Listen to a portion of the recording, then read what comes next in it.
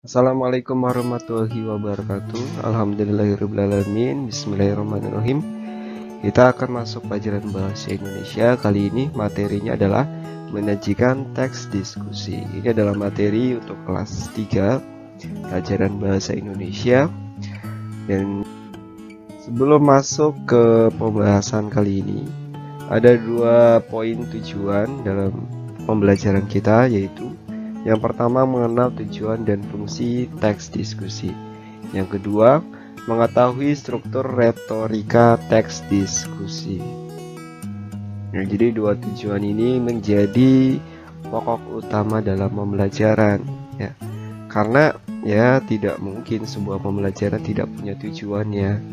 Jadi untuk apa kalian belajar jika tidak punya tujuan dalam pembelajaran kalian? Yaitu sama seperti orang gosip jadinya.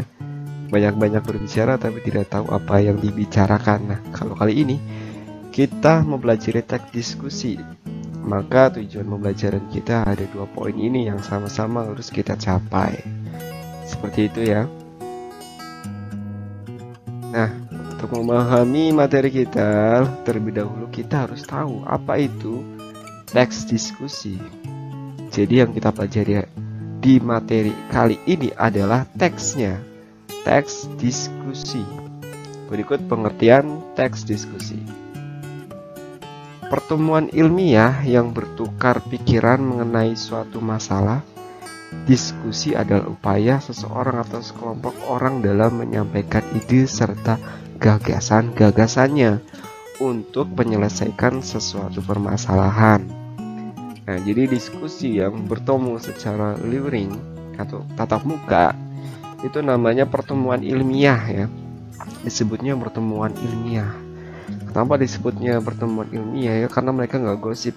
Mereka membicarakan sesuatu yang berkaitan dengan sebuah permasalahan yang dipecahkan secara ilmiah. Nah, disebutnya pertemuan ilmiah. Itu nama lainnya dari diskusi. Nah, diskusi untuk menyampaikan gagasan ide. Ingat itu ya, untuk menyampaikan gagasan ide. Jadi ya kalau selama ini kalian mengetahui diskusi itu banyak banyak cekcok, banyak terjadi perselisihan dalam diskusi, yaitu sebuah pemahaman yang salah. Karena sebenarnya diskusi ini untuk memecahkan sebuah permasalahan. Kita lanjut ke slide berikutnya.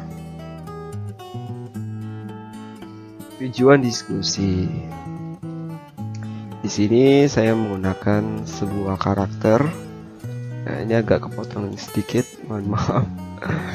Tujuan diskusi, ada 5 tujuan diskusi. Untuk sementara saya menyertakan 5. Kemungkinan lebih banyak dari itu ya. Saya akan sebutkan. Yang pertama, untuk menyampaikan argumentasi atau gagasan. Argumentasi ya.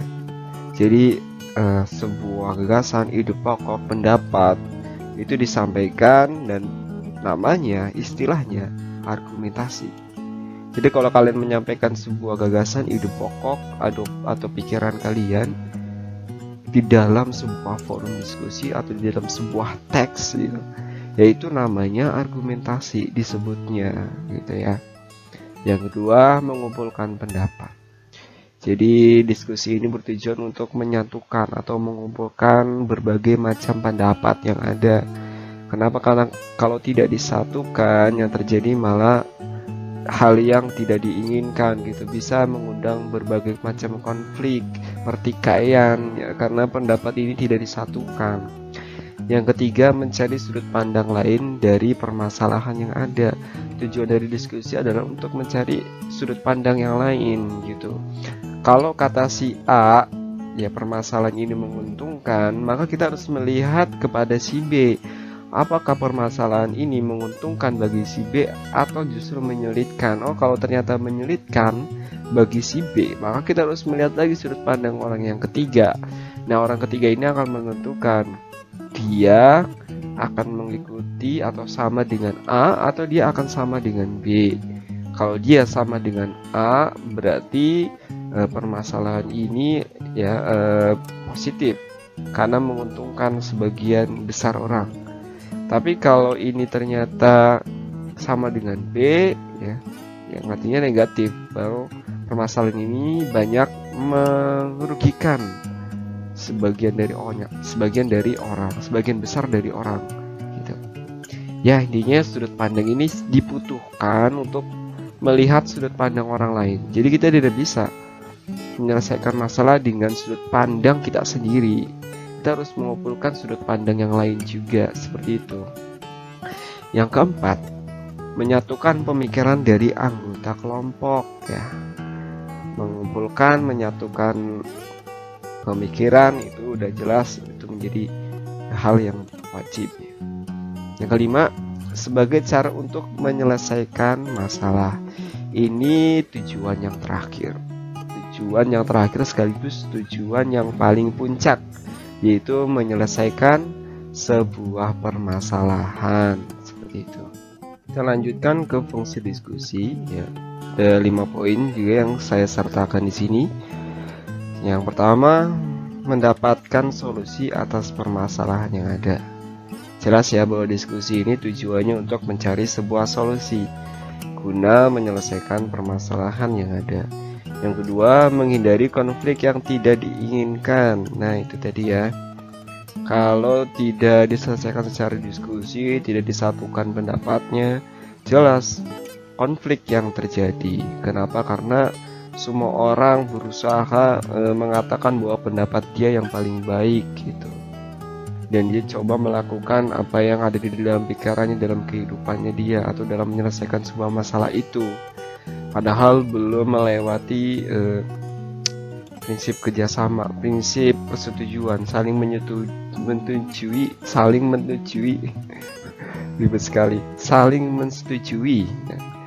Kalau belum saling mensetujui satu pendapat, tapi pendapat itu sudah dikerjakan, sudah diaplikasikan, maka yang terjadi adalah orang lain akan merasa dirinya diasingkan, disisihkan karena pendapatnya tidak digunakan. Maka konfliklah yang akan terjadi. Yang ketiga, menemukan terobosan terbaru. Nah, ini ya, diskusi juga bisa untuk menemukan terobosan-terobosan terbaru. Artinya sebuah kreativitas, sebuah penemuan. Yang keempat, untuk menyelesaikan suatu permasalahan. Dan yang terakhir, memelihara daya pemikiran. Ini juga sangat penting. Dengan berdiskusi, kita akan menggunakan otak kita seoptimal mungkin sehingga kita bisa lebih peka terhadap lingkungan, terhadap permasalahan yang ada. Ya, otak kita sering dipakai untuk berpikir, sering dipakai untuk mencerna sebuah pemahaman, dipakai untuk merumuskan sesuatu gitu ya. Jadi otak kita terpelihara dengan baik. Nah, selanjutnya ada struktur teks diskusi. Di sini mohon maaf tertutup sama gambar ya. Agak sedikit tertutup dengan gambar. Ada 3, dibagi menjadi 3 untuk strukturnya sendiri. Ada pendahuluan, isi, dan simpulan. Nah, mudah-mudahan kalian tahu nih ya, yang biru warna biru di bawah itu simpulan. Ini agak kepotong sama gambar tadi. Nah, tadi ada pendahuluan, isi, dan simpulan. Sekarang saya akan bahas satu-satu ya. Yaitu yang pertama ada pendahuluan. Di dalam pendahuluan ini ada pernyataan untuk membatasi topik. Kalian sampaikan pernyataan di dalam bab pendahuluan, di bagian pendahuluan ini. Jadi sebelum kalian menyampaikan ide pokok kalian dalam sebuah isi teks diskusi, kalian harus menyampaikan sebuah permasalahan sebelumnya di depan pendahuluan, di bagian pendahuluan atau di bagian depan.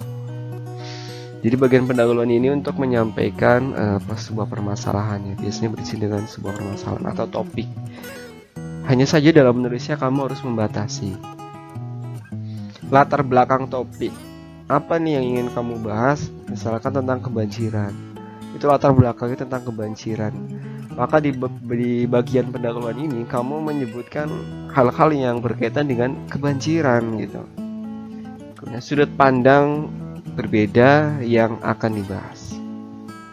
Nah, ini yang menjadi keunikan sebuah teks itu ya, karena sudut pandangnya lain. Kalau biasanya kebanjiran ini tuh diakibatkan karena sampah ya, mungkin kalian bisa melihat sudut pandang yang lain bahwa kebanjiran ini berasal dari sebuah kedisiplinan yang kurang gitu. Jadi bukan sampahnya yang disalahkan, tapi manusianya yang kurang disiplin gitu ya. Itu sudut pandang berarti ya, melihat dari kacamata yang lain, dari posisi yang lain. Oh, ternyata selain buang sampahnya yang sembarangan dan orang-orang yang nggak disiplin, ternyata karena masyarakat lebih suka membangun rumah di pinggir sungai gitu, di dekat sungai yang akhirnya arus sungai itu menjadi terhambat dari bangunan gitu, yang biasanya ketika sungai meluap itu bisa sampai 5 meter ke bibir dari bibir sungai, ini terkena bangunan ya, akhirnya bangunan itu kena banjir, seperti bisa aja ya. Itu namanya sudut pandang.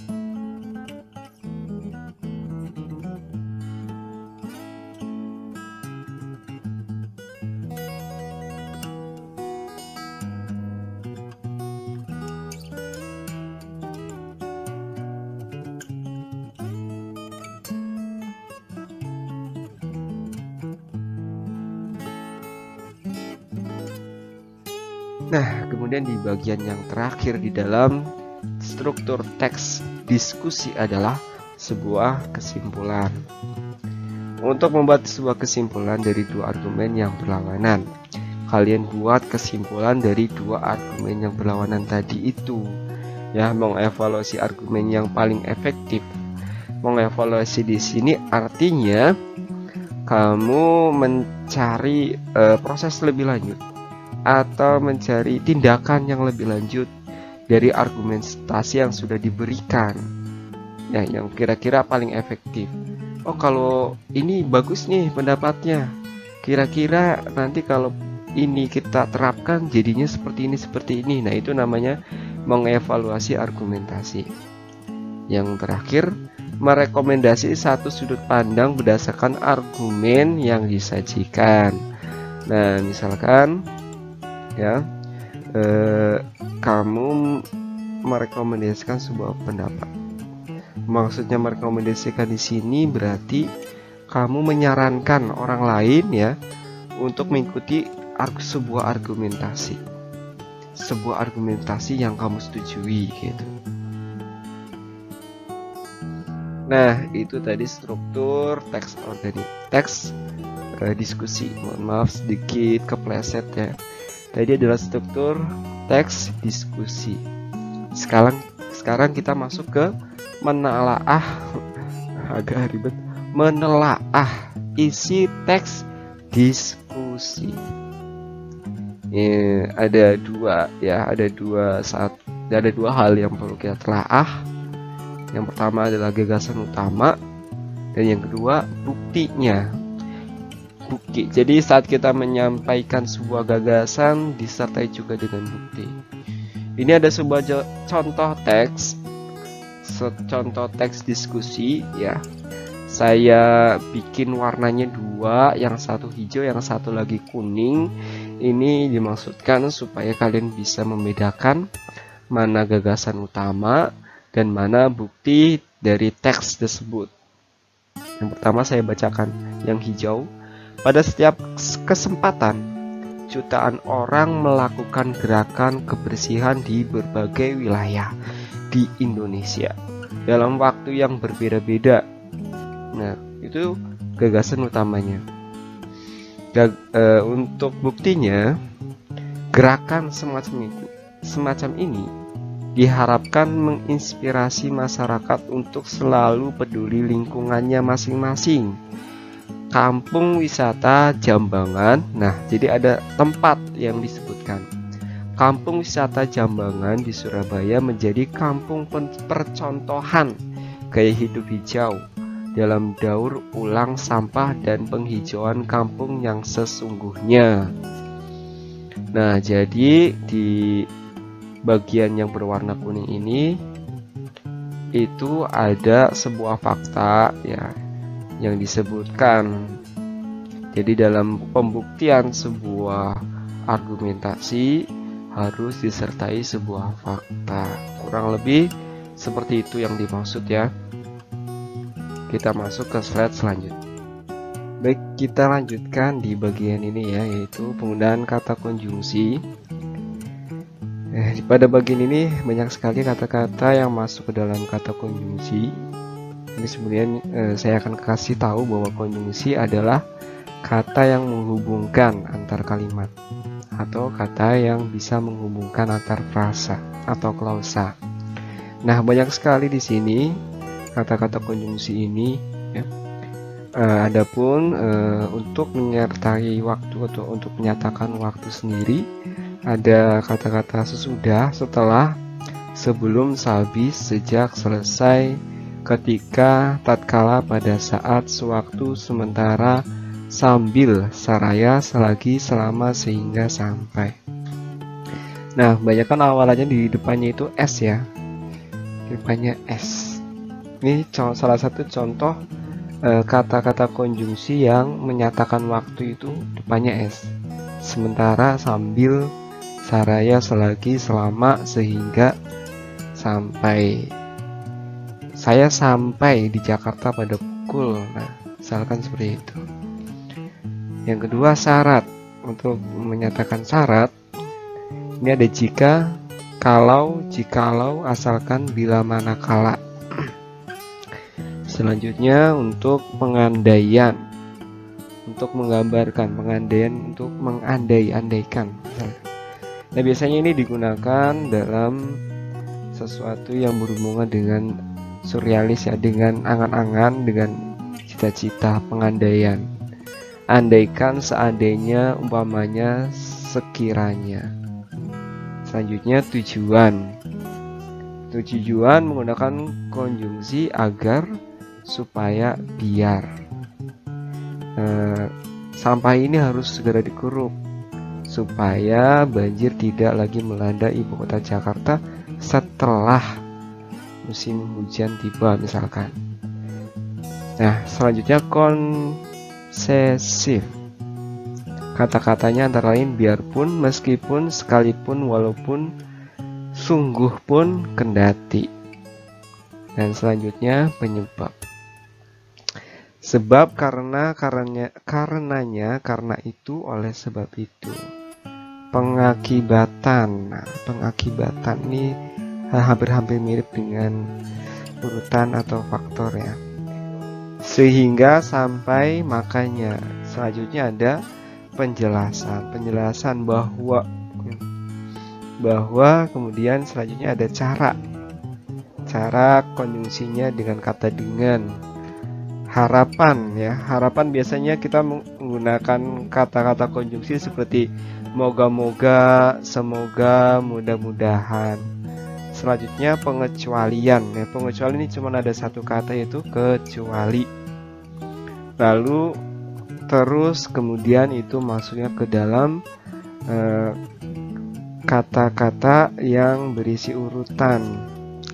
Biasanya sering digunakan untuk menulis narasi. Itu pakai kata lalu terus kemudian. Itu konjungsi yang digunakan. Nah, sampai di situ itu tadi adalah bahasa yang ada di dalam sebuah teks diskusi. Mudah-mudahan kalian bisa memahami video singkat ini dengan baik dan benar. Kalau misalkan kurang paham, kalian tinggal putar ulang. Nah, kesimpulannya adalah dalam berdiskusi hendaklah mengedepankan tujuan dan fungsi yang jelas. Karena diskusi bukan tempat untuk hanya sekedar berbagi pikiran saja, tetapi juga lebih dari itu. Untuk itu gunakanlah bahasa yang baik saat sedang berdiskusi, dan jangan lupa sampaikan isi pikiranmu dengan argumentasi yang lebih rasional dan sopan.